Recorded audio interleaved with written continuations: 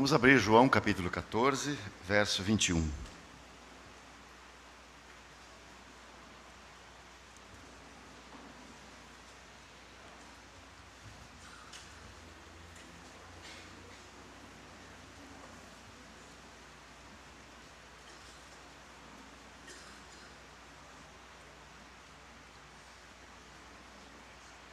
Aquele que tem os meus mandamentos e os guarda, esse é o que me ama. E aquele que me ama será amado de meu Pai. E eu o amarei e me revelarei a ele, ou me mostrarei a ele. Agora vamos à primeira carta, capítulo 4. Primeira carta de João, capítulo 4, verso 19.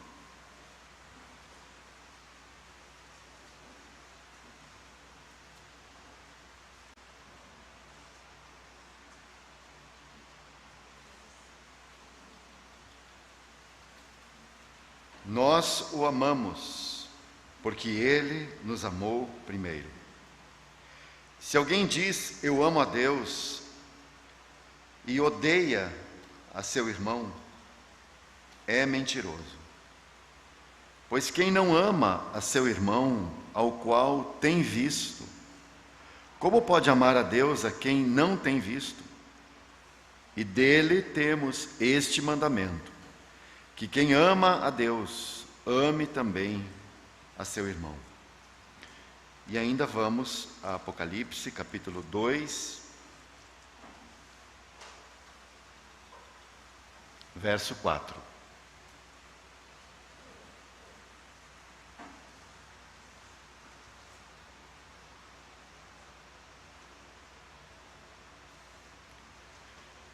Tenho, porém, contra ti, que deixaste o teu primeiro amor.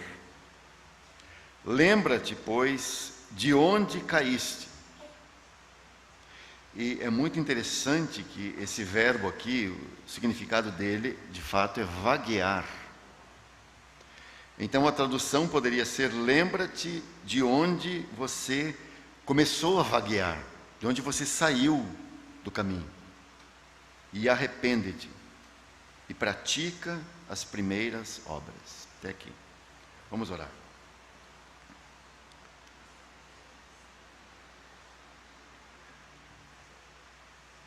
Senhor, nós damos graças a Ti, mais uma vez nessa manhã, por essa rica oportunidade que temos. Quantos de nós desejaram que o Senhor nos concedesse um momento como esses, de conferência, de estarmos juntos a Teus pés. Agradecemos por essa rica oportunidade que o Senhor nos deu. E agora que estamos aqui, Senhor,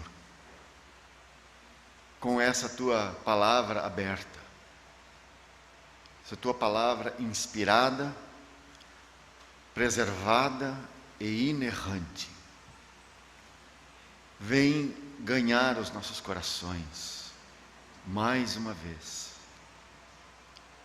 Vem conquistar a cada um de nós individualmente, com a Tua bendita palavra,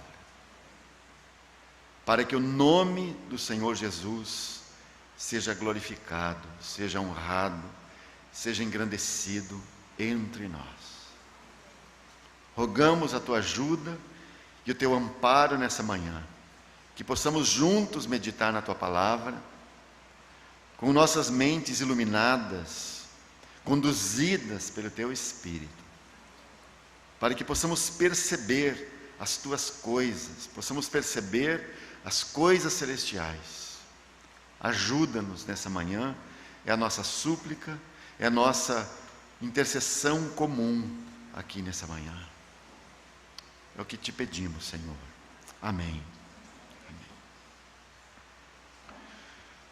Ontem nós estivemos considerando aqueles 13 escritos dos anos 60 da era cristã. Peço que os irmãos coloquem a tela aqui, por favor, para que os irmãos possam lembrar. Esses são os 3 escritos aí dos anos 60 da era cristã. E nós estivemos avaliando esses escritos sob a ótica do contexto das igrejas, daquilo que estava acontecendo nas igrejas, aí na década de 60, especificamente. Através desses escritos, através dos assuntos que foram abordados, os assuntos que foram tratados, os problemas que foram tratados, nós conseguimos formar um quadro do que estava acontecendo nesses anos 60 da era cristã. Nessa altura, há aproximadamente 37 assembleias estabelecidas. E quando nós lemos essas cartas, muito especialmente as cartas de Paulo, desse período, nós temos revelados os problemas e os conflitos e as coisas que estavam acontecendo ali entre aqueles irmãos, né? E nós consideramos então os escritos de Paulo, rapidamente nós passamos por eles, os escritos de Pedro, também citamos alguma coisa de Judas, e eu gostaria de chamar a atenção agora dos irmãos para os 5 escritos de João. Aqui nos anos 60 nós temos 2 dos escritos. Nós temos o Evangelho de João, no começo, lá no ano 62, e temos lá no final dos anos 60, aproximadamente 2 anos antes da destruição de Jerusalém, nós temos a primeira carta. Passado, aí na década de 80, aproximadamente, nós teremos as 2 últimas cartas, 2ª João e 3ª João. E nos anos 90, lá aproximadamente 95, 96, nós temos o livro do Apocalipse. E pode desligar, fechar a tela. Com relação aos seus escritos, à luz dessa história que estamos narrando aqui, do contexto das igrejas, não poderia ser diferente com os escritos de João. Neles é possível nós percebermos o que estava acontecendo com aqueles destinatários, especificamente porque João escreveu para grupos específicos, e ao mesmo tempo nós percebemos o que acontecerá, não apenas o que aconteceu lá naquele primeiro século, né, mas o que vai acontecer nos séculos seguintes, o que aconteceria nos séculos seguintes. E é muito interessante que João, ele não simplesmente narra alguma coisa. Nós podemos perceber o seu coração preocupado com a situação das igrejas. Sabe, irmãos, do ponto de vista do Senhor, João era a pessoa mais adequada para avaliar tudo aquilo. Você pode perguntar, por que Pedro não fez isso? Pedro fez isso de algum modo, e nós temos as suas 2 cartas. Paulo também fez isso. Mas João foi um vaso muito especial nesse aspecto de poder mostrar para nós e deixar esse testemunho do que estava acontecendo exatamente com as igrejas do Senhor, as Assembleias do Senhor naquele período. Nós não sabemos muito das suas atividades depois da destruição de Jerusalém, aquela catástrofe que aconteceu, né? Muito provavelmente, depois da morte de Maria, a quem ele cuidou até seu último dia, né, na terra, João saiu da Judéia, juntamente com os demais irmãos.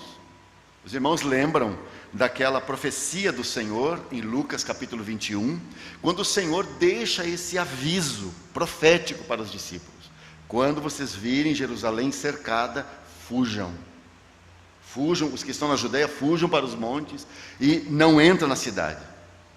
E esse dia, o dia da vingança, como o Senhor fala, havia chegado. Isso foi durante a Páscoa do ano 70 da era cristã. E é muito interessante que os irmãos levaram em consideração, porque isso foi um aviso do Senhor para eles, lá em Lucas capítulo 21. E eles fugiram de Jerusalém antes da invasão. Segundo nos conta a história, eles se estabeleceram na cidade de Pela, que fica na Transjordânia, né, em direção, indo, né, no lado leste do Rio Jordão, indo em direção à Síria, né? E foi nessa região que os irmãos de Jerusalém e da Judéia, especialmente, se estabeleceram. Isso antes da cidade ser destruída.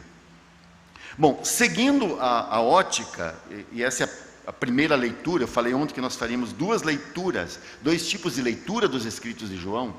E nós queremos fazer aqui a primeira leitura desses escritos, e nós queremos fazer essa leitura assim, avaliando o estado das assembleias, o estado das igrejas, desde o início dos anos 60, desde quando chega o Evangelho de João, até o final da vida de João.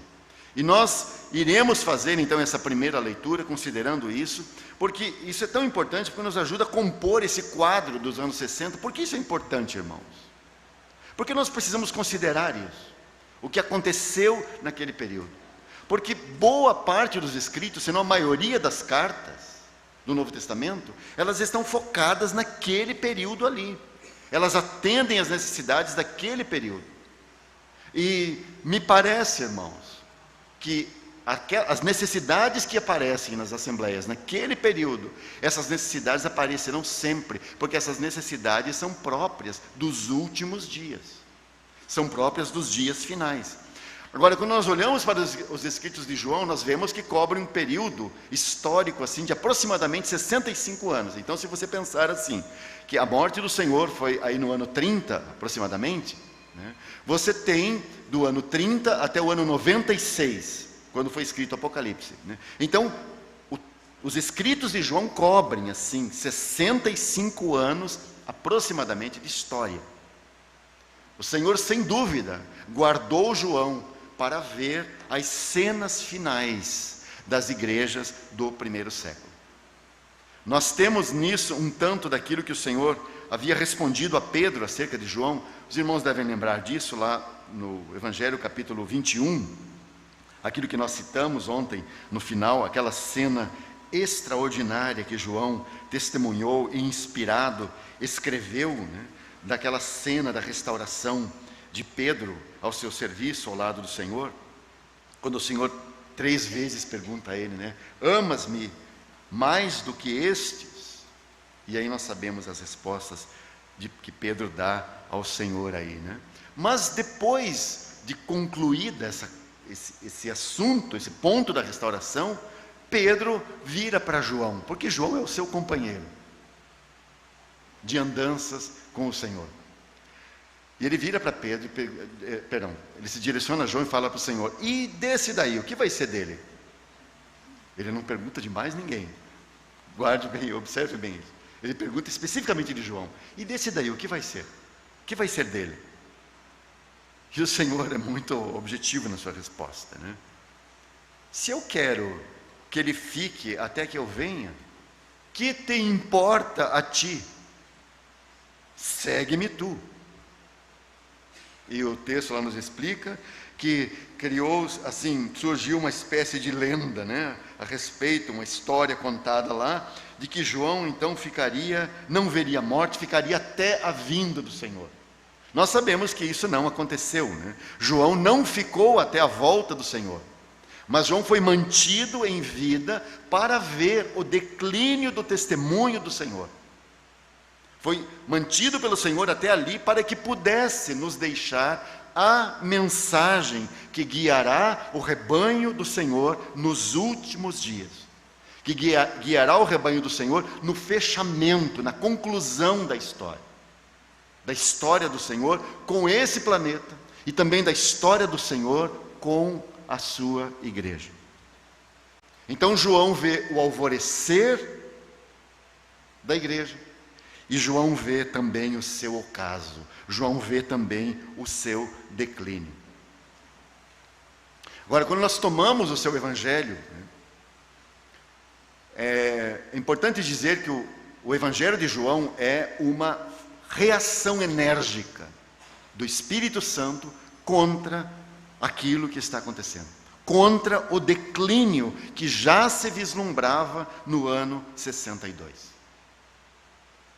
Esse declínio foi causado pela diminuição da temperatura espiritual dos irmãos. E é claro, os irmãos compartilharam ontem, né? Isso começa sempre no âmbito individual. O esfriamento coletivo começa no campo individual. Você começa a esfriar sozinho.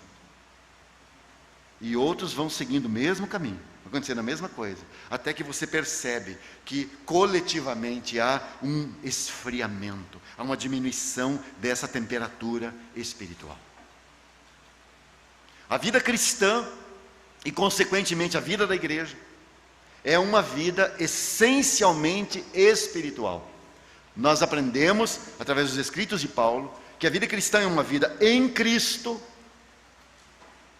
dentro de Cristo, centralizada nele, e é uma vida no Espírito, ou seja, é uma vida espiritual. Se a vida cristã e a vida da igreja são essencialmente espirituais, em Cristo, irmãos, qual é o efeito mais natural?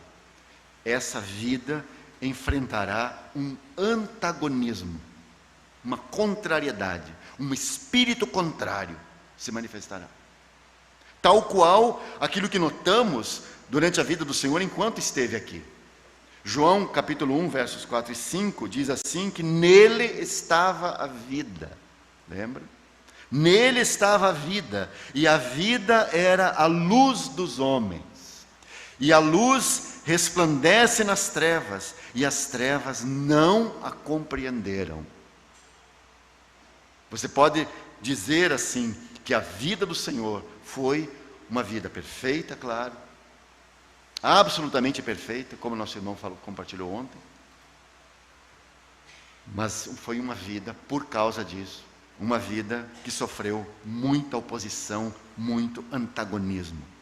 Então, se as trevas fizeram oposição e antagonismo à cabeça que esteve aqui, claro que não será diferente com o seu corpo, agora espalhado por toda a terra. Essa oposição sempre se levantará. Então, aquelas situações que estão denunciadas nas cartas dos anos 60, elas revelam a gravidade do ataque sofrido. Não é simplesmente que os irmãos tomaram a decisão de esfriarem espiritualmente. Não, tem uma soma de fatos ao seu redor, e esses fatos, esse ambiente ao seu redor, vai corrompendo, vai distanciando individualmente cada um dos irmãos da pessoa e da centralidade de Cristo. Isso não é negar a fé, isso é esfriamento. Nós estamos ali. Você pode estar todos os domingos junto com os irmãos à mesa do Senhor. Você pode estar em todas as reuniões, pode estar em oração com os irmãos, pode estar estudando a palavra com os irmãos, mas o seu coração está frio, quase indiferente. Isso é muito lento, né, irmãos? Nós sabemos que uma água quente, ela não esfria assim em segundos, né? Você aquece uma água na chaleira, né? E aquela água borbulhou, ferveu, tal. E você sabe que tem um tempo até ela esfriar. Então leva um tempo. E assim é essa vida cristã, cuja temperatura vai diminuindo aos poucos. Quando você entra nesse tipo de relacionamento com o Senhor Jesus, o Senhor Jesus que está na vida e que é a vida, e que está vivendo em ti, você naturalmente é lançado para um tremendo conflito. Imediatamente você está mergulhado num conflito, você está num campo de batalha. E é por isso que o Evangelho de João é tão diferente dos demais evangelhos, daqueles que são chamados como os sinóticos, né? Mateus, Marcos e Lucas. O Evangelho de João foi escrito para a igreja. É o Evangelho para a igreja. O Evangelho feito para socorrer as assembleias do Senhor no tempo do esfriamento espiritual. É por isso que João não vai contar para nós como que o Senhor, como foi a encarnação, como ele nasceu, onde nasceu. Esses detalhes todos João não vai contar para nós. Porque você já tem 3 evangelhos que dão testemunho disso. Então João, guiado, inspirado pelo Espírito Santo, vai tomar alguns fatos da vida do Senhor e vai apresentar esses fatos, vai tomar alguns dos sinais que o Senhor fez e vai apresentar esses sinais, tudo visando uma coisa: trazer de volta a igreja para a centralidade em Cristo. João, como um servo sensível e fiel ao Senhor, ele estava ciente daquele esfriamento e evidentemente muito preocupado com aquilo. Então, no seu coração, né, a questão era: qual é a resposta para essa situação? Como aquecer um coração que está esfriando para com o Senhor? Como lidar com isso? A resposta que o Espírito Santo lhe deu foi o seu Evangelho. Um dos primeiros denominados pais da igreja, aí do final do primeiro século, ano 95, Clemente de Roma. Esse Clemente era um presbítero em Roma, na cidade de Roma. Ele escreveu assim, que o Evangelho de João é o Evangelho espiritual. Porque ele é para a igreja. Por isso você nota, né? João vai escrever um evangelho muito diferente dos três primeiros que já circulavam, né? E nós vemos aí, por exemplo, duas características marcantes desse evangelho. A primeira delas é o modo como João apresenta a pessoa de Cristo. Essa é uma das características muito fortes, marcantes desse evangelho, a pessoa de Cristo. Como João apresenta a pessoa de Cristo.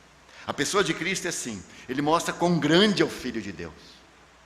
Ele é maior que o homem, ele é maior que a história, ele é maior que o tempo, ele é maior que todas as coisas.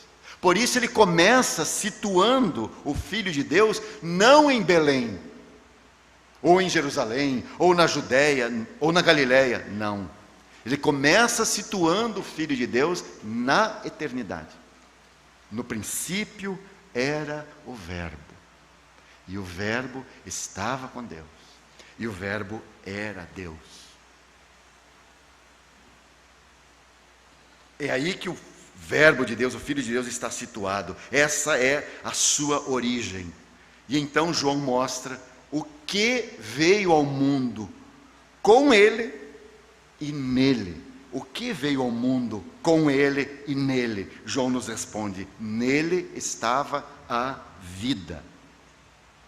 E a vida, com V maiúsculo, é o que ele trouxe em sua própria pessoa.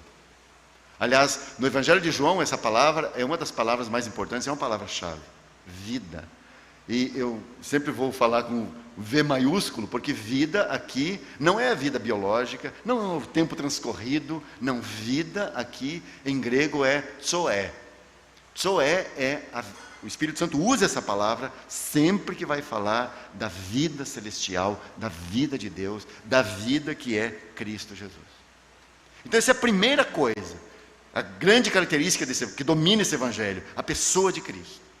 A segunda característica é a nossa união com Ele. Então a pessoa de Cristo e a nossa união com Ele. E aí tudo começa com aquela frase contundente que você encontra lá no capítulo 1, verso 12 de João. Mas a todos quantos o receberam, deu-lhes o poder de serem feitos filhos de Deus, aos que creem no seu nome.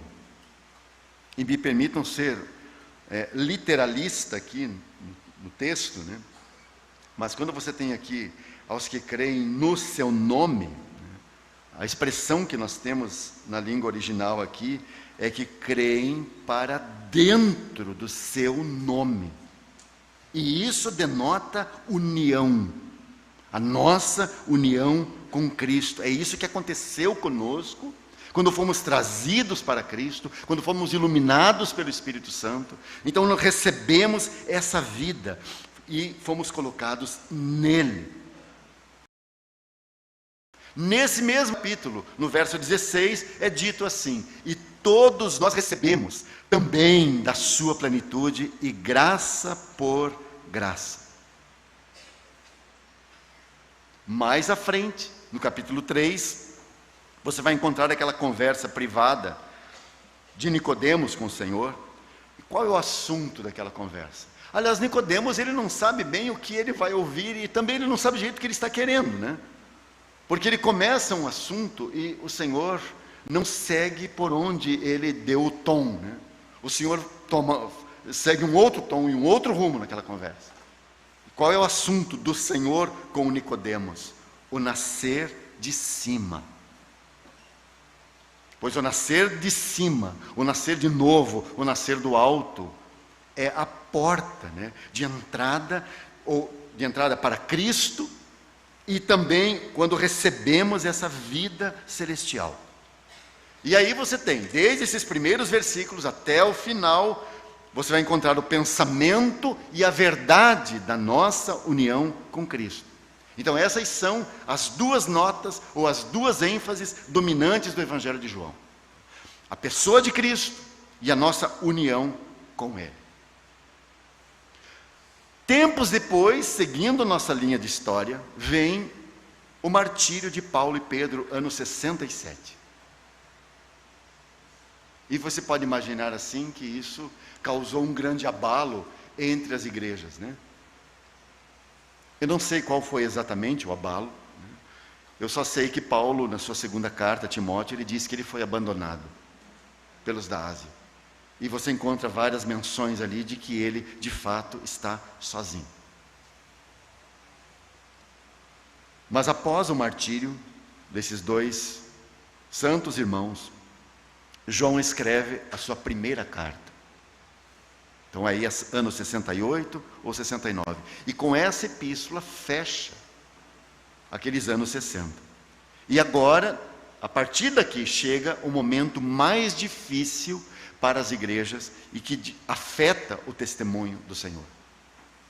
A primeira carta começa de modo semelhante ao Evangelho. Eu mencionei isso ontem e também os irmãos mencionaram aqui.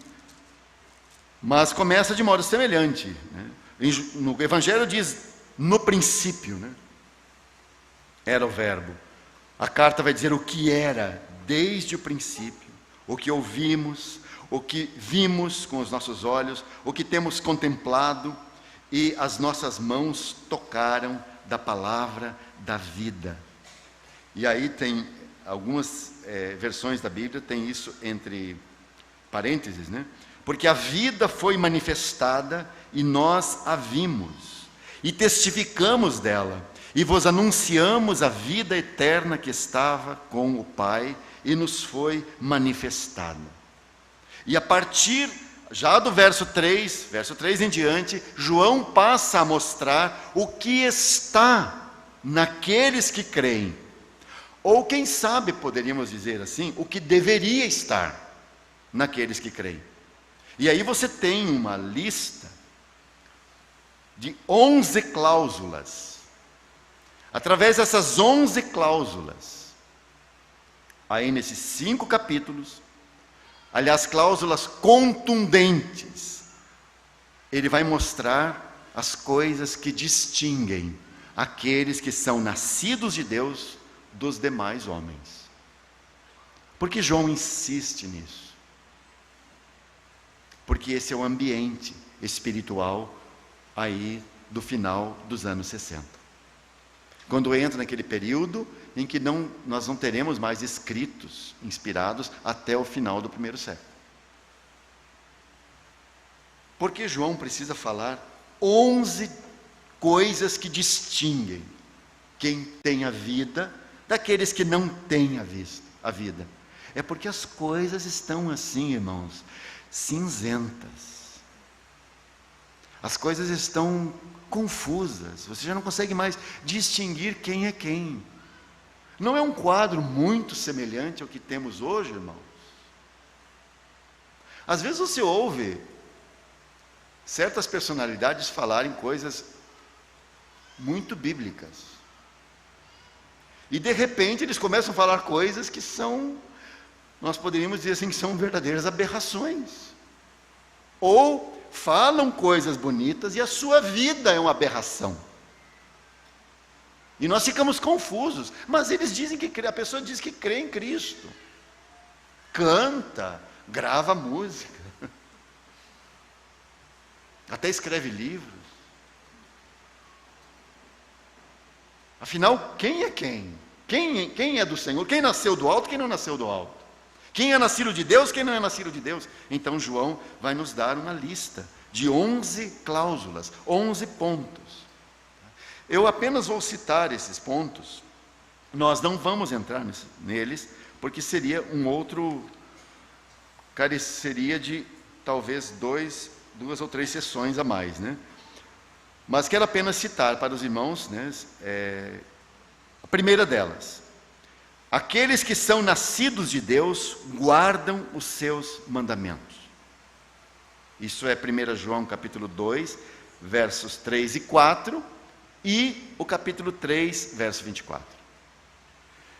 Segundo, aqueles que são nascidos de Deus andam como Cristo andou. 1 João 2, versos 5 e 6. Terceiro, aqueles que são nascidos de Deus não odeiam os outros, mas os amam. E aí nós temos 1 João 2, 9, 3, 14, capítulo 4, versos 7 e 8, capítulo 4, verso 20. Quarta cláusula: aqueles que são nascidos de Deus não amam o mundo. Isso aqui, alguns vão tentar explicar, né? Porque nós hoje temos especialmente no movimento evangélico, e que é o nosso contexto, né? Que nós estamos mais acostumados, quantos claramente amam o mundo e querem o mundo dentro da igreja.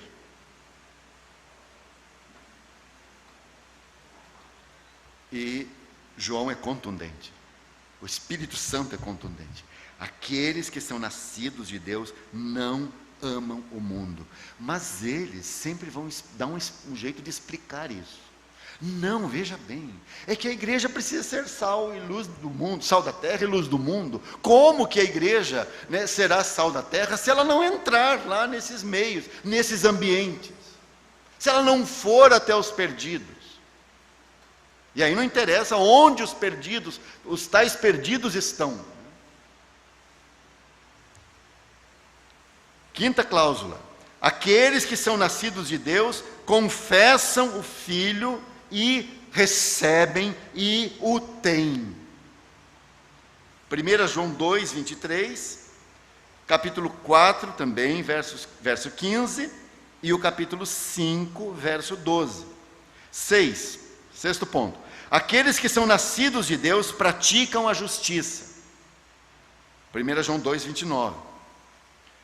Sétima cláusula, o sétimo ponto: aqueles que são nascidos de Deus não vivem pecando. 1 João 3, 6, versos 9 e 10 também, o capítulo 5, verso 18. Oitava cláusula: aqueles que são nascidos de Deus têm o Espírito de Deus. Por isso tem a unção, que nosso irmão citou aqui ontem à noite, a unção que ensina todas as coisas. Aqueles que são nascidos de Deus têm o Espírito de Deus. 1 João 3, 24 e também o capítulo 4, verso 13. 9. Aqueles que são nascidos de Deus ouvem o testemunho dos apóstolos. 1 João 4, 6.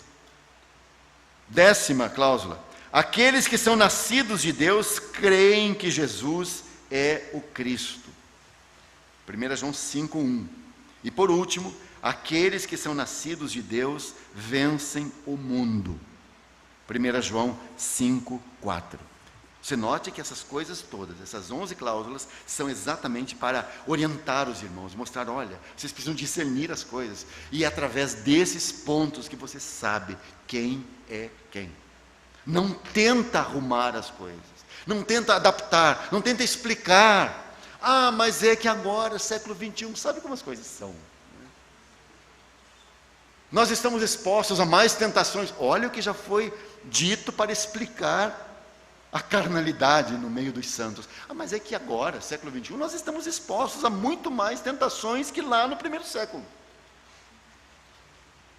Então é como que a pessoa está dizendo assim, né? Olha, não leva tão a sério essas coisas, essas distinções, porque hoje é diferente. Hoje nós vivemos num ambiente diferente. Mas você deve lembrar, né, que em todo o tempo, o que João está mostrando com essas cláusulas é que a causa desses pontos citados aqui, a causa é a vida que está naqueles que creem. Aliás, a palavra vida aparece 13 vezes em 1 João e 36 vezes no Evangelho de João. Então note que o foco está em Cristo Jesus como a vida, a palavra da vida e a vida eterna, e assim o Filho de Deus como sendo a vida é mostrado agora nessa primeira carta, como sendo a solução. Porque se você tem essas 11 cláusulas, né, esses 11 testes, né, é óbvio que a vida está ali. A vida então é a solução para discernir toda a mistura que está sendo infiltrada no meio dos santos. Como você vai discernir quem é quem? A vida. E a vida é o quê? A vida é assim algo que nós podemos definir, discutir. Não, a vida é uma pessoa. A vida é a pessoa de Cristo naqueles que creem. Esse é o diferencial. Quando você chega na segunda carta, a segunda carta está lá na década de 80.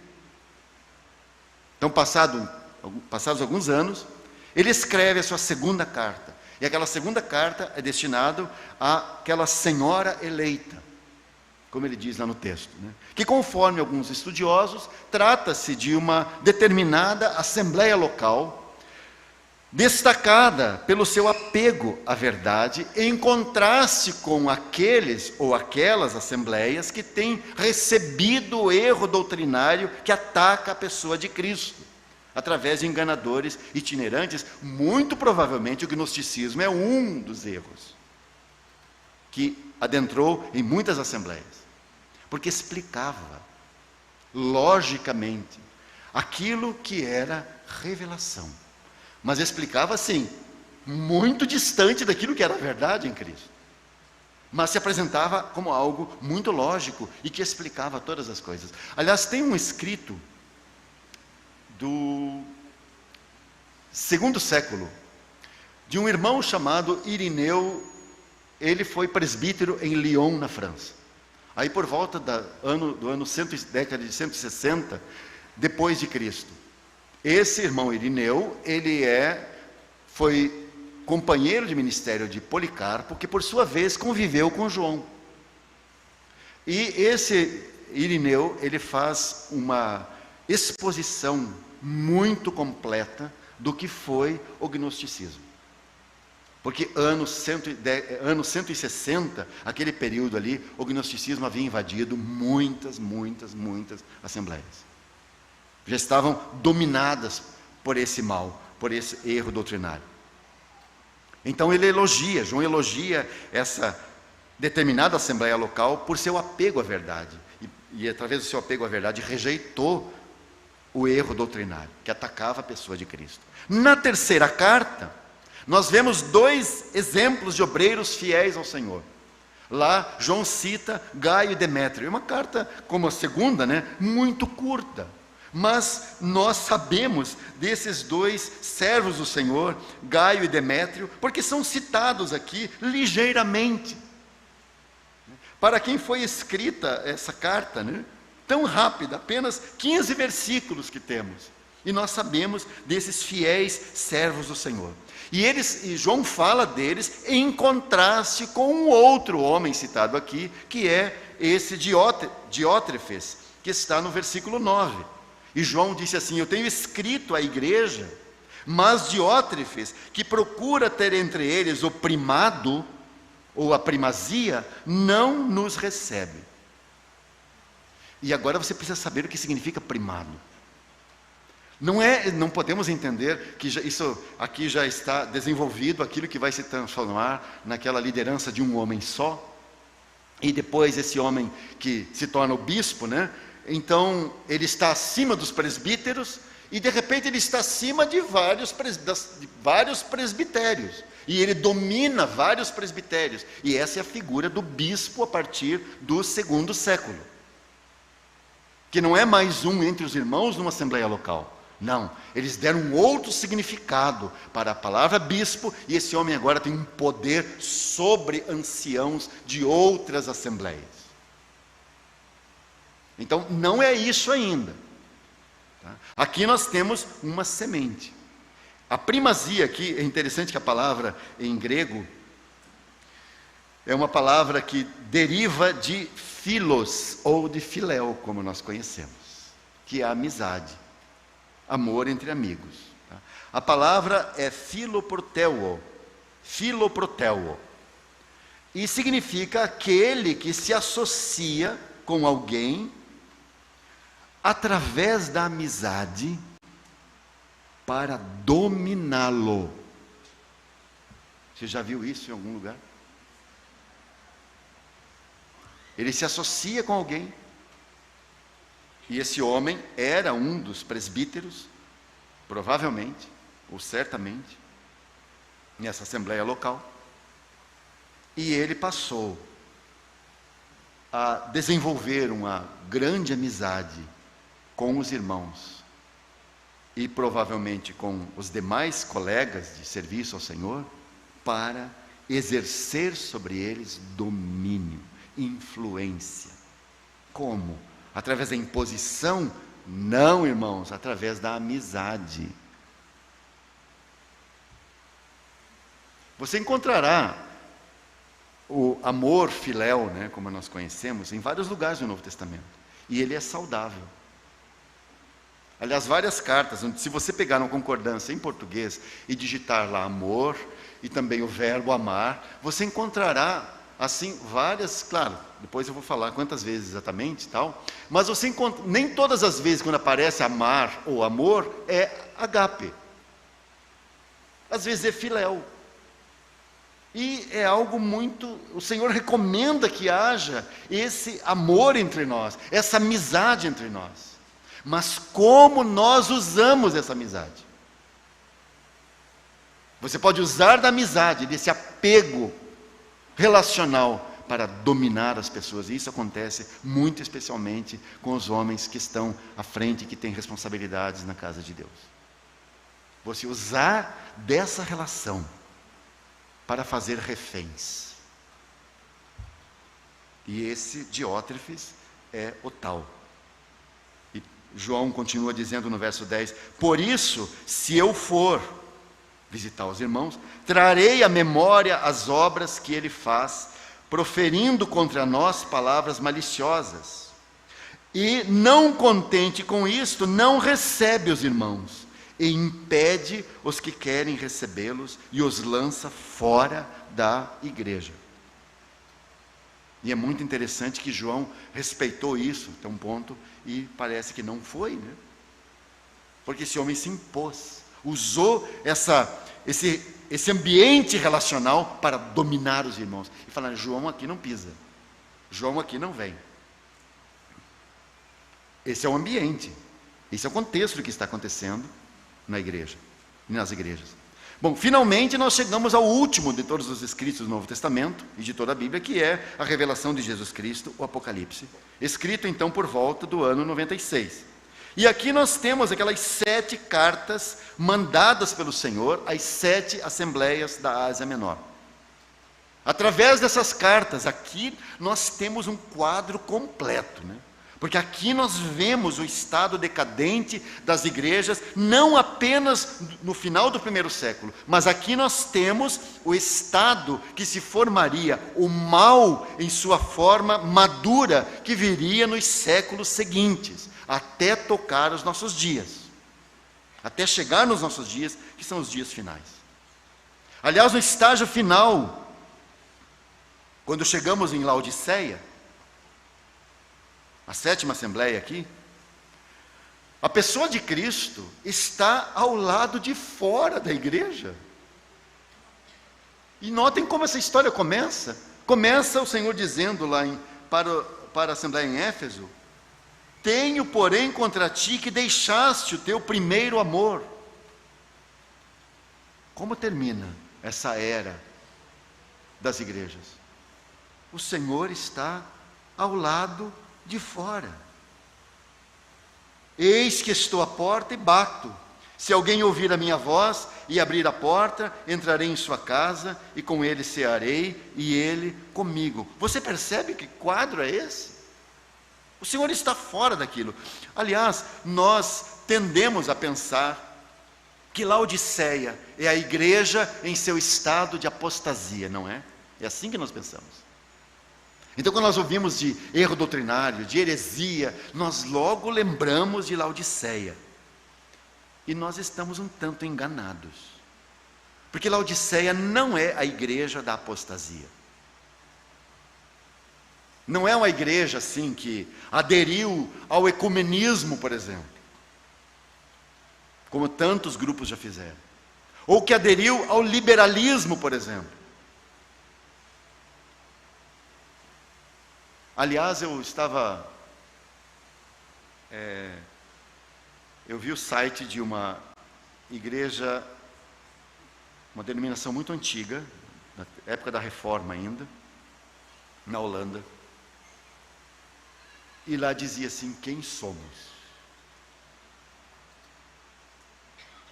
E é um grupo que historicamente teve uma história lindíssima, lindíssima. Se nós vivêssemos no século XVI, nós certamente estaríamos andando com esses irmãos. Mas no site deles hoje, diz assim: nós somos um grupo de cristãos que não se envergonha de adotar uma posição liberal em relação à Escritura, à Bíblia. Porque nós queremos extrair dela aquilo que nos faz bem, e faz bem para trazer as pessoas, e faz com que as pessoas se sintam bem entre nós, acolhidas e aceitas. Assim, está lá no site, para quem quiser ver. E você vai pensar: isso é Laodiceia. Não, irmãos. Tudo aquilo que nós conhecemos em termos de desvio da fé bíblica, e que se afasta do padrão do Novo Testamento, não tem nada a ver com Laodiceia. Não é o caso de Laodiceia. Não pode ser classificado como Laodiceia. Porque Laodiceia tem a doutrina mais correta. Se há algo que Laodiceia tem, irmãos, é ortodoxia bíblica. Ortodoxia doutrinária. Porque ela recebeu a herança de Sardes. Ela recebeu a herança de Filadélfia. Então, ortodoxia não é um problema em Laodiceia. Laodiceia não é uma igreja herética. O problema de Laodiceia, o problema deles é o orgulho espiritual por causa daquilo, ou por causa da herança que eles receberam. E sabem, irmãos, nós podemos dizer assim, que Laodiceia é Filadélfia caída. Nós podemos dizer que Laodiceia é Éfeso que não se arrependeu. Lembra disso? O Senhor diz para eles: arrepende-te. Quando Éfeso não se arrepende, Éfeso vira Laodiceia. Você tem agora Laodiceia. Bom, esses 5 escritos, o Evangelho, as 3 cartas do Apocalipse, eles formam um conjunto coeso. A mensagem do Espírito Santo através dele, a começar pelo Evangelho, indo até o Apocalipse, é só uma: Cristo Jesus como a vida. É a resposta de Deus para toda frieza, todo declínio e toda desordem espiritual. Uma nova revelação da grandeza do Senhor Jesus é a chave para a recuperação e para a restauração de todo o declínio, bem como o encorajamento para enfrentar as tribulações vindouras. Até porque, sabe, irmãos, esse período aqui, quando você vai chegando perto do 1º século, do final do 1º século, né? Depois do Apocalipse, né? Depois do texto escrito, começa a chama da perseguição, acendeu novamente. Porque há um período aí, entre 1 João, né, e o Apocalipse, que há um sossego. Teve aquele grande movimento, aquela grande perseguição lá no tempo de Nero, depois do imperador seguinte, mas então tem uma calmaria. Você tem perseguições, na verdade, pontuais, numa ou noutra região, mas isso não é universal. Quando chega no segundo século, você tem uma perseguição universal. Então, toda a máquina do Império Romano é movida contra os cristãos. E então você tem uma grande perseguição. E você tem que lembrar que também esses 5 livros, muito especialmente o Apocalipse, é escrito para consolar os irmãos, para encorajar os irmãos. Não apenas isso, para trazer de volta as coisas ao seu estado original ou pretendido por Deus. E aqui nós lembramos daquele quadro, né, lá de Tiago e João, quando foram chamados pelo Senhor, quando estavam lá consertando e remendando as redes.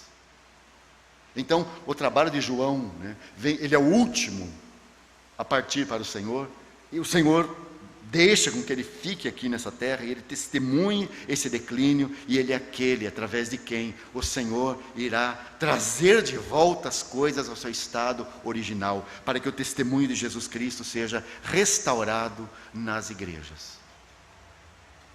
De modo que todo o seu encargo se resume nisso. Nós devemos deixar tudo para trás e seguir em direção à vida.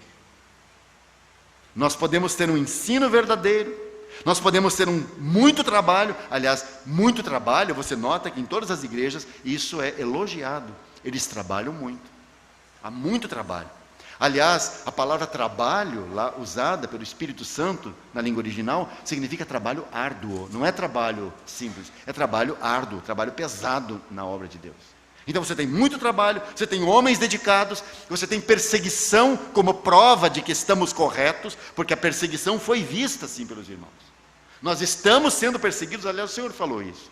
Nós estamos sendo perseguidos porque nós, de fato, a vida está aqui.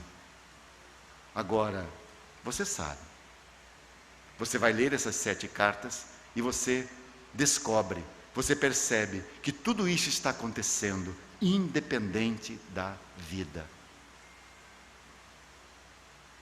Funcionando assim no automático. Estude aquelas 7 cartas em Apocalipse e você vai descobrir como muitas das atividades nas igrejas estavam funcionando no automático. E eu quero chamar a atenção aqui para um fato, né? Irmãos, por detrás de tudo que nós fazemos,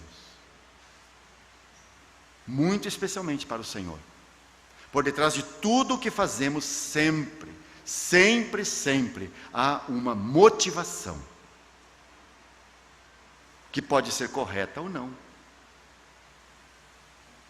Então eu deveria parar, volta e meia, e perguntar a mim mesmo: por que eu estou fazendo isso? Qual é a minha motivação? Por que eu estou reunindo com os irmãos? Por que eu estou servindo aos irmãos? Por que eu estou fazendo esse trabalho? O que está por detrás? O que motiva o meu coração? Nós deveríamos ser muito críticos de nós mesmos, os maiores críticos de nós mesmos. Infelizmente, nós somos os maiores críticos dos outros, né? Nós somos hábeis para avaliar os demais, medi-los, mas nós somos tão fracos, tão ineficientes para avaliar a nós mesmos, para criticar a nós mesmos. E se há uma crítica, uma autocrítica que nós devemos fazer, né? Por que eu estou fazendo isso? Qual é a minha motivação? Bom, isso é uma primeira leitura dos 5 escritos de João. Agora nós queremos fazer uma segunda leitura dos seus escritos. Essa primeira leitura foi à luz do declínio, do contexto das igrejas. Essa segunda leitura será à sombra do poder do amor. E nós queremos perceber o amor nessas 5 nesses 5 escritos que temos aqui. Os irmãos têm uma tela aí, podem projetar? Aqui são as palavras mais importantes que aparecem nos escritos de João. Então você tem aí a palavra luz, isso é no conjunto dos 5, né? Aparece 32 vezes, de 70 vezes no Novo Testamento. Então 70 vezes essa palavra aparece no Novo Testamento, 32 vezes no Evangelho de João. Depois você tem a palavra verdade, que é também uma palavra muito importante lá, aparece 45 vezes nos escritos de João.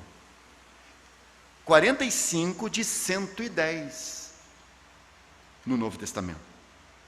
Depois você tem a palavra vida, Zoé, que aparece 64 vezes nos escritos de João e 64 de 134 no Novo Testamento. E por último, a nossa palavra, aquela que nos chama a atenção, o que está, é o foco da nossa atenção aqui, que é a palavra amor, agape. 111 vezes nos escritos de João. 111 de 320 no Novo Testamento. E, irmãos, isso não é por acaso, isso não é só um cálculo matemático, né? Não é apenas você somando as coisas, né? Mas isso nos fala muito acerca do espírito ou da motivação desses escritos. Então, se você tem amor aí 111 vezes, então você já pode ficar desconfiado, né? Que o Espírito Santo, de algum modo, quer chamar a nossa atenção para isso. O foco está nesse assunto, nesses escritos. Tem tantas coisas preciosas. Você poderia estudar as cartas do ponto de vista da vida, né? Aliás, os 5 escritos, né? Você poderia estudar os 5 escritos usando do ponto de vista da luz ou da verdade, e você descobriria tanta riqueza. Mas o nosso foco aqui é o amor, e ele domina de fato esses escritos. E nós poderíamos fazer uma ligação aqui entre essas palavras principais que aparecem: luz, verdade, vida e amor. E a ligação ficaria assim, ó, que a luz é a revelação que nós recebemos acerca da verdade. A luz é a revelação que nós recebemos acerca da verdade.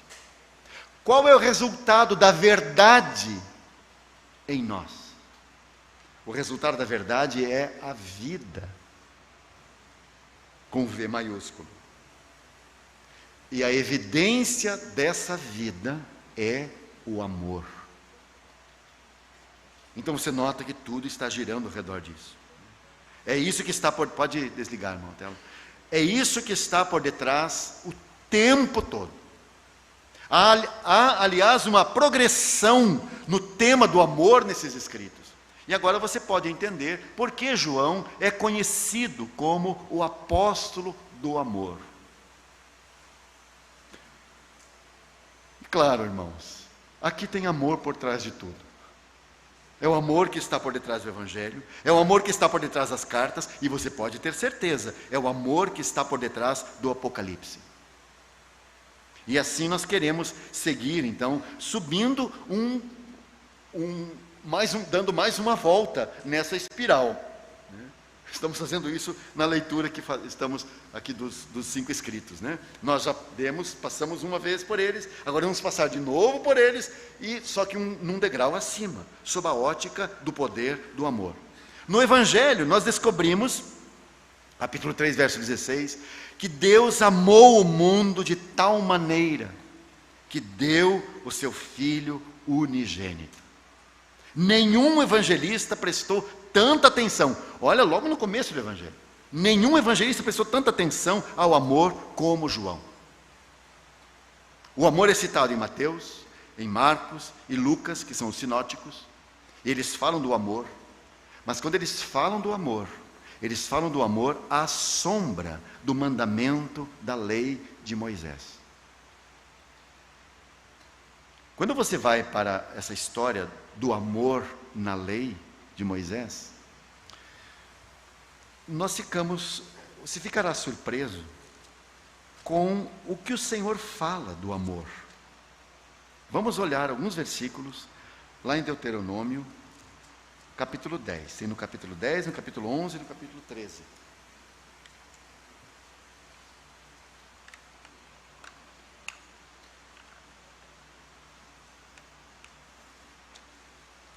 Capítulo 10, versículo 12.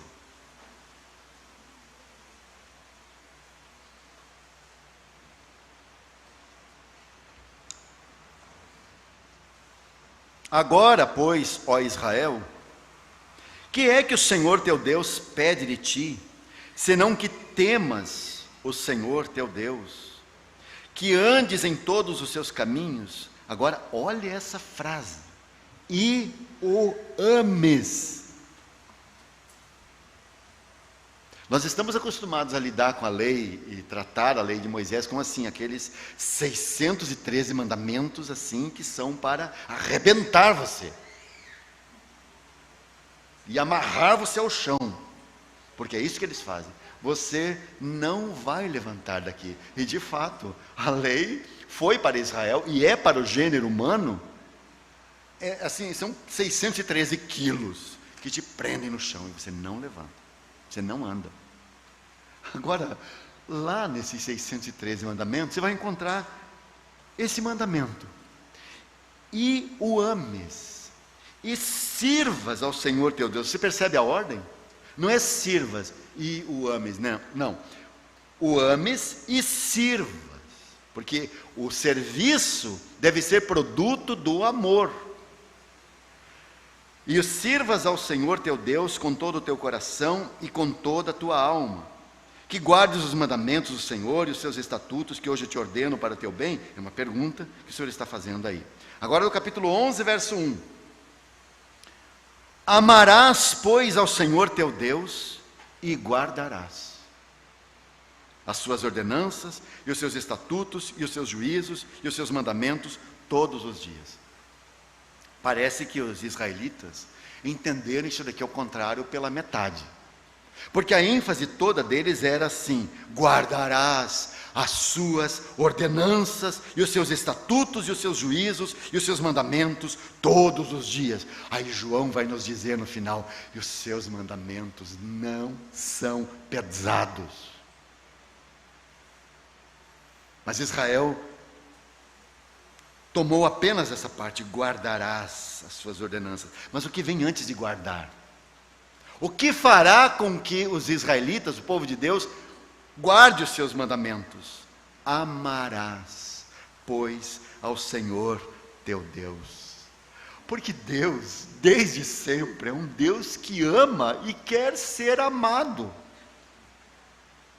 Eu fico muito consternado com essas palavras do Senhor, dirigidas ao seu povo original, ao seu primeiro povo. Ele pedindo para ser amado. Você já pensou nisso? A gente tem um conceito assim, que amor não se pede, né? Quando você pede amor é porque as coisas estão muito caóticas, né? Amarás, pois, ao Senhor teu Deus. Verso 13. E será que diligentemente obedecerdes a meus mandamentos, que hoje vos ordeno, de amar ao Senhor vosso Deus, e de o servir de todo o vosso coração e de toda a vossa alma. Você está percebendo aqui, irmãos? Você vai guardar os mandamentos por amar ao Senhor. Agora, mais um trecho aqui, verso 22 do capítulo 11. Porque se diligentemente guardardes todos esses mandamentos que vos ordeno para os guardardes, amando ao Senhor vosso Deus, andando em todos os seus caminhos, e a Ele vos achegardes. Uma outra tradução diz: a Ele vos apegardes. Agora o capítulo 13, verso 3. Aqui está falando daquele profeta, o sonhador, que se levantaria, o Senhor permitiria isso como um teste, o Senhor estaria provando o seu povo. E aí lá no meio do verso 3, ele diz assim: porquanto o Senhor vosso Deus vos prova, para saber se amais o Senhor vosso Deus com todo o vosso coração e com toda a vossa alma. Você pode notar isso aqui? O amor amar a Deus de todo o coração, toda a alma, todo o entendimento, foi requerido na lei. Então, quando os evangelhos sinóticos falam do amor, eles estão falando a sombra dessa lei. E o amor aqui é tratado de modo muito objetivo. E você vai encontrar esse tom nos evangelhos sinóticos. Mas quando você chega nos escritos de João, quando você chega no evangelho de João, o amor é algo não apenas objetivo, o amor é algo subjetivo. Ou seja, o amor é uma experiência. O amor tem que ser provado. Você tem que tocar no amor. E isso é assim no Evangelho de João e nos seus escritos de um modo geral, porque essa foi a experiência de João com o Senhor. Aliás, olha um comentário dele, que também assim, eu fico muito mexido com essas coisas que João escreve, né? Aí no capítulo 13 de João, no capítulo 13, ele narra a última noite,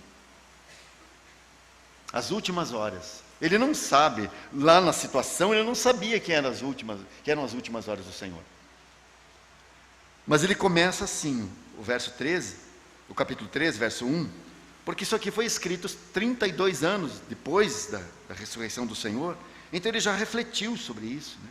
E esse é um comentário dele, um dos vários comentários que há de João no seu evangelho. Ora, antes da festa da Páscoa, sabendo Jesus que já era chegada a sua hora de passar deste mundo para o Pai, aí vem a frase tão bela: como havia amado os seus que estavam no mundo, amou-os até o fim. É assim que ele começa falando daquela última noite. Ele amou os seus e amou-os até o fim. Aí no mesmo capítulo, você vai encontrar aquela frase, no verso 23, aquela frase que se repetirá por mais 4 vezes nesse evangelho, aliás, nos seus escritos, perdão, aqui no evangelho mesmo. Um de seus discípulos, aquele a quem Jesus amava, estava reclinado no seio de Jesus. Um de seus discípulos, aquele a quem Jesus amava, como que dizendo para nós: sou eu, esse discípulo.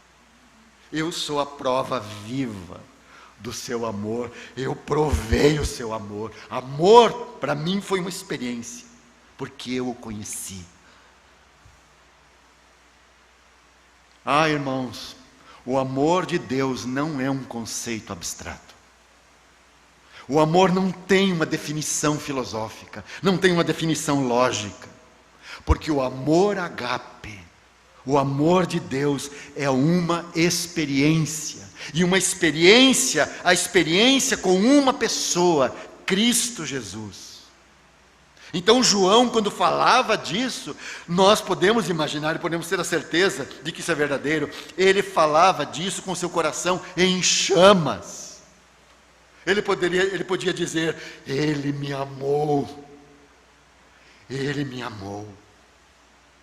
Naquela mesma noite, né, o Senhor diz aos discípulos, na sequência aqui, depois que Judas foi embora do ambiente, o Senhor disse assim: 13:34, um novo mandamento vos dou, que vos ameis uns aos outros, como eu vos amei a vós, que também vós uns aos outros vos ameis. Você percebe uma progressão? E isso é impressionante, né? Porque isso aqui que o Senhor está falando é completamente inédito. Aliás, a palavra, quando diz aqui um novo mandamento, a palavra para novo na língua original é kainós, que significa algo inédito, algo que não existiu antes. É um novo no sentido de que foi criado agora, recente. Isso nunca foi assim. Isso é absolutamente novo. É como você tem lá 2 Coríntios 5,17, né? Aquele que está em Cristo é uma nova criação.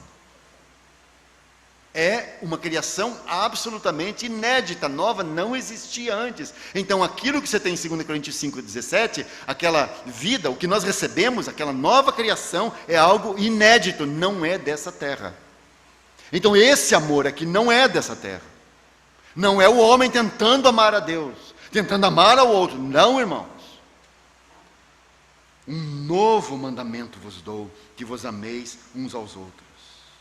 Como eu vos amei a vós, que também vós uns aos outros vos ameis. E aqui está a grande diferença, irmãos. Porque o padrão agora é do céu. Não é mais amarás ao teu próximo como a ti mesmo. Isso é um padrão. Isso é o padrão da lei.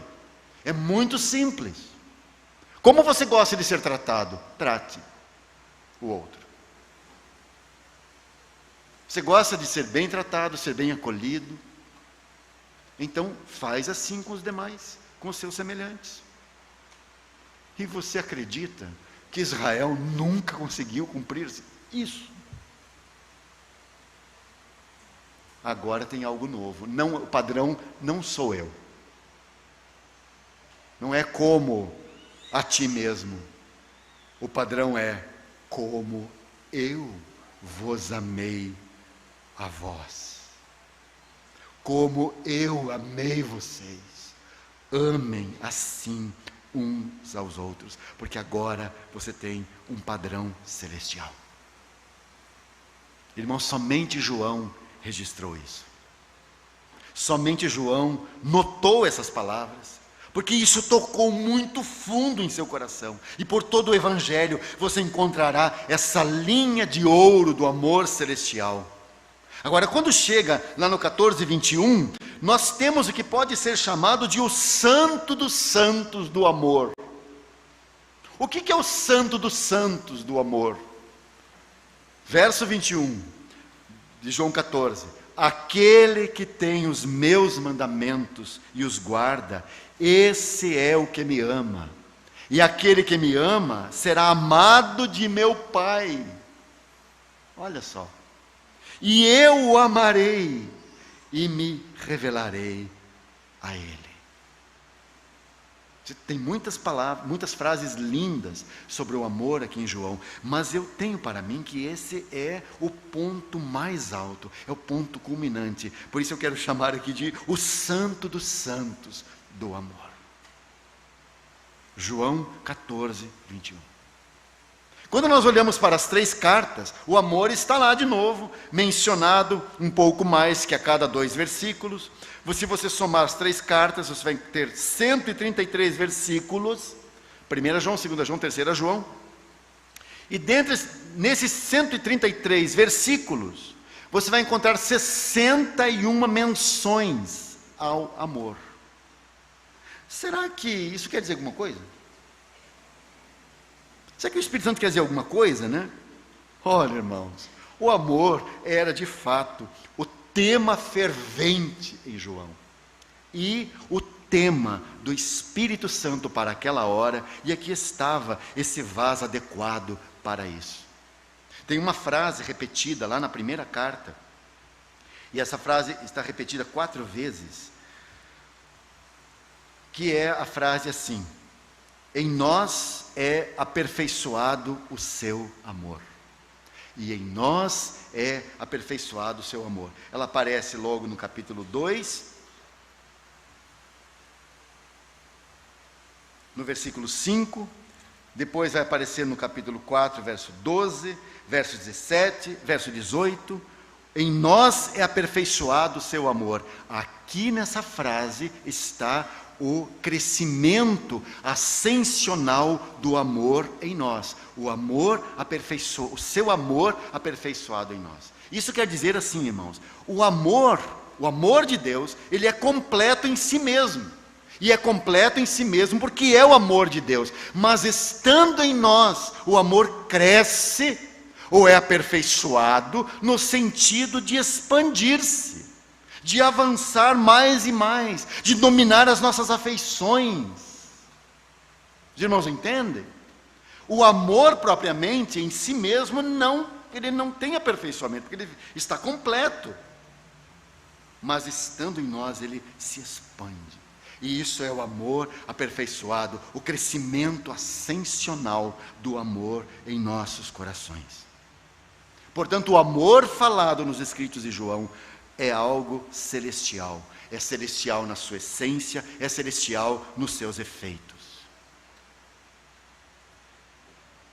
Nessa carta, nas cartas, aliás, você tem o evangelho falado, o amor falado no evangelho.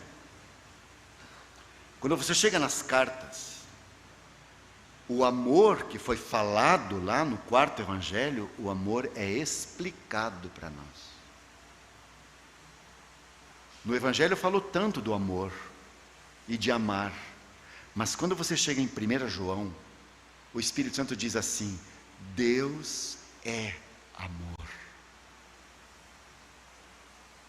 E você tem também aquilo que resume o que ele fala nas cartas, e que nós lemos aqui no início, no capítulo 4, versos 19 a 21, né? E você tem aqui o resumo de tudo: nós o amamos porque ele nos amou primeiro. Aqui está a origem. O que nós devolvemos para Deus? O que cresce em nós ascensionalmente é aquilo que nós recebemos. Nós o amamos porque ele nos amou primeiro. Se alguém diz eu amo a Deus e odeia seu irmão, é mentiroso, pois quem não ama seu irmão ao qual viu, como pode amar a Deus a quem não viu? E dele temos este mandamento, que quem ama a Deus, ame também a seu irmão. Então, amados irmãos, o amor é a chave para os escritos de João. E isso porque na sua experiência o amor foi aperfeiçoado, ou usando as palavras do tema dessa conferência, o amor fez nele um caminho ascensional. Então quando você tem o João do Apocalipse, por exemplo, falando essas coisas sobre o amor, escrevendo aquele livro, você tem um homem em cuja vida o amor fez um caminho e o elevou. Esse é o fato que temos, irmãos. Por isso, quando você chega então no último livro, você tem o amor na sua plenitude. O amor aqui está pleno. Aliás, mais do que nos outros escritos de João, a chave do Apocalipse é o amor. Logo de início, nós temos aquela frase tão poderosa, aquela frase que funciona como um prefácio, é o capítulo 1, verso 5 do Apocalipse, né? Você pode olhar rapidamente aí, nós já vamos concluir. Mas você tem aqui essa frase tão poderosa, né? E que prefacia este livro, prefacia tudo o que será dito a seguir. Qual é a frase? Aquele que nos amou. Olha aí no final do verso 5. Aquele que nos amou e em seu sangue nos lavou dos nossos pecados. Sim, irmãos, isso está aqui no começo de tudo, antes de falar da situação lamentável das igrejas, e descrever então nesse livro os eventos finais que encerrarão a história humana, e está aqui logo no começo, em letras douradas, podemos dizer essa frase: aquele que nos amou. E quando chega lá no final, no desfecho da história, o que você tem no final do Apocalipse? Nosso irmão nos lembrou aqui no começo, na leitura. O que você encontra no final desse livro? Você encontra a consumação final do amor entre Deus e o homem. Como? Naquele quadro da santa cidade. A nova Jerusalém, que de Deus descia do céu, pronta para a gloriosa união do noivo e da noiva. E o que é aquela gloriosa união? É a expressão daquelas doces palavras do Senhor que João registrou lá em João 17, na oração do Senhor. O que o Senhor falou? Tu os tens amado, tu tens amado a eles, como me tens amado a mim. Irmãos, essa frase do Senhor Ele diz que o Pai nos amou e nos ama exatamente do mesmo modo, com a mesma qualidade de amor, com o mesmo tipo de amor com que ama o seu Filho. Nosso irmão ontem citou o lindo Salmo 45, que descreve o casamento do rei. O casamento do rei, o Senhor Jesus, com a sua noiva, a igreja.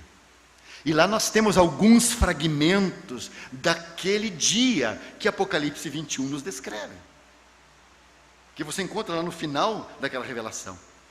E eu quero ler um dos versículos que tem lá no Salmo 45. E o pai do noivo diz assim, verso 10: ouve, filha. Essa filha é a igreja, é a noiva. Ouve, filha, e olha, e inclina os teus ouvidos. Esquece-te do teu povo e da casa do teu pai. Então o rei, que é o Senhor Jesus, se afeiçoará da tua formosura, pois ele é teu Senhor. Adora-o. E no verso 13 vai dizer assim: a filha, que é a igreja, a filha do rei, porque o rei a tomou como sua, é toda ilustre lá dentro. O seu vestido é entretecido de ouro. Sabem, irmãos, você não tem apenas essa vestimenta, essa parte exterior linda. Também ela é formosa, ela é ilustre lá dentro, no seu interior. Ou seja, o exterior é o produto daquilo que há lá dentro. E aí o texto vai nos dizer também: levá-la-ão ao rei com vestidos bordados. Esses são fragmentos do Salmo 45. Agora, se você olhar para o título inspirado desse salmo, nem todas as Bíblias têm esse título, mas você vai encontrar aí o título inspirado é Masquil, Cântico de Amores. É isso que o Salmo 45 é, um cântico de amores. Que amor? O amor do noivo pela noiva, e o amor do pai do noivo pela noiva de seu filho. Os tens amado a mim como me tens amado. E eu quero concluir aqui, sabem, irmãos, é uma coisa tão preciosa, Quem casa filho sabe do que eu estou falando. O nosso filho casou há 1 ano e pouco atrás, Está ali ele com a sua linda esposa. Nós amamos essa jovem como se fora mesmo nossa filha. E nós a recebemos de um modo, e somos tão apegados a ela, porque é a noiva dele, a esposa dele. E quando o Abner casou, eu pude experimentar um pouquinho daquilo que Deus, o Pai, sente por nós, a noiva do seu filho. Como ela é distinta, distinguida de tudo mais, porque é a noiva do meu filho, é a esposa do meu filho. Então nós temos a liberdade de chamá-la de filha, porque é a noiva dele. É assim que o Pai nos ama. É isso que João nos mostra nos seus escritos também. Vamos orar. Senhor, agradecemos a Ti pelo amor eterno com que o Senhor nos amou. Damos graças a Ti porque fomos tocados e alcançados. Damos graças a Ti porque o amor que nós conhecemos não é simplesmente um mandamento, mas é uma experiência, e a experiência com essa pessoa bendita e celestial. Somos tão gratos a Ti, Senhor. Hoje nós sabemos o que é o amor, embora tenhamos tanta dificuldade para defini-lo, para dizer o que é exatamente. Senhor, nós sabemos dentro de nós, porque nós provamos, nós experimentamos isso. Bendito seja o Teu nome. Nós sabemos que o Senhor nos ama, querido Pai Celestial, como Tu amas eternamente ao Teu bendito Filho. Obrigado, Senhor. Obrigado por essa rica verdade. Amém.